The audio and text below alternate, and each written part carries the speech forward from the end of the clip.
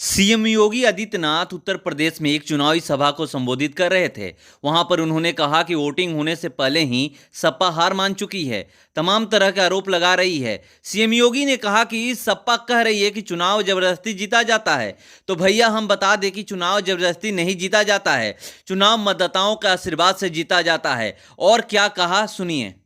आप देख रहे होंगे बड़े बड़े माफिया और अपराधी जो प्रदेश के अंदर सीना तान करके चलते थे, गरीबों की संपत्तियों पर कब्जा करते थे, किसानों को उजाड़ते थे, हर पूरी व्यवस्था को बंधक बना करके चलते थे, आज दुम दबा करके गिड़गिड़ाते हुए दिखाई दे रहे हैं। पूरे प्रदेश के अंदर आप देख सकते हैं, पूरब में जाइए, पश्चिम में जाइए, ये वही माफिया हैं जो 5 वर्ष पहले तक जिनकी तूती बोलती थी, आज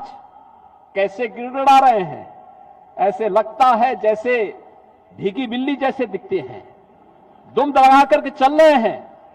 और इन माफियाओं के साथ यही व्यवहार होना चाहिए, नहीं तो ये आम जन का जीना हराम कर देंगे,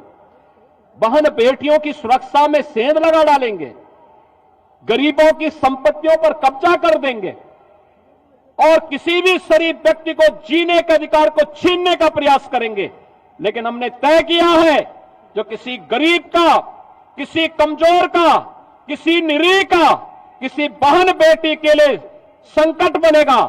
सरकार उसके जीवन के लिए संकट बन जाएगी। एक योग्य जनप्रतिनिधि के रूप में भाइयों बहनों, उन्होंने इंटर कॉलेज खुलवाए, आईटीआई खुलवाए, चिकित्सालय खुलवाए और उनकी हार्दिक इच्छा थी कि यहां पे बाबा गोला गोकर्णनाथ मंदिर को, जो छोटी काशी के रूप में विख्यात है, इसको भी काशी की तर्ज पर बेहतरीन कॉरिडोर के रूप में दर्शनीय बना दिया जाए। और हम लोगों ने इसकी कार्य योजना भी बनानी प्रारंभ हो गई। ये दुर्भाग्य है कि हमारे बीच में आज श्री अरविंद गिरी जी नहीं है,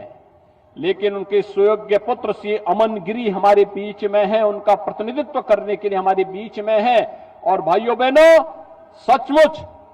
इस कार्यक्रम का आधारशिला रखने के लिए भी हम ही लोग आएंगे, जब यहां पर छोटी काशी को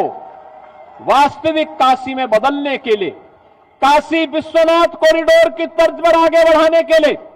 इस कार्यक्रम का शुरुआत करने के लिए फिर यहां पर आकर के वास्तविक स्वरूप इस छोटी काशी को देने का कार्य भी हम लोग करेंगे, जिससे आस्था का भी सम्मान होगा, रोजगार का भी सृजन होगा, यहां के नौजवानों को भी रोजगार मिलेगा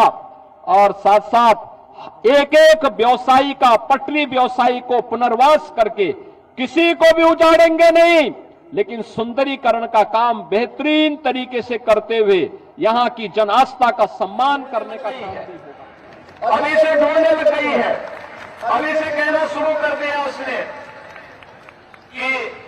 वहां पर, अब पहले तो ईवीएम को दोषी ठहराते थे और अब कहने लग गए कि देखिए तो जबरदस्ती चुनाव जीता जा रहा है। भैया, चुनाव जबरदस्ती नहीं जीता जाता है, आपके मतदाताओं के आशीर्वाद से चुनाव जीता जाता है। मतदाताओं के उम्मीदों पर जो खड़ा होगा वह चुनाव जीतेगा। और डबल इंजन की सरकार ने कार्य किया है, प्रधानमंत्री मोदी जी के नेतृत्व में डबल इंजन की सरकार ने आम जन की भावनाओं के अनुरूप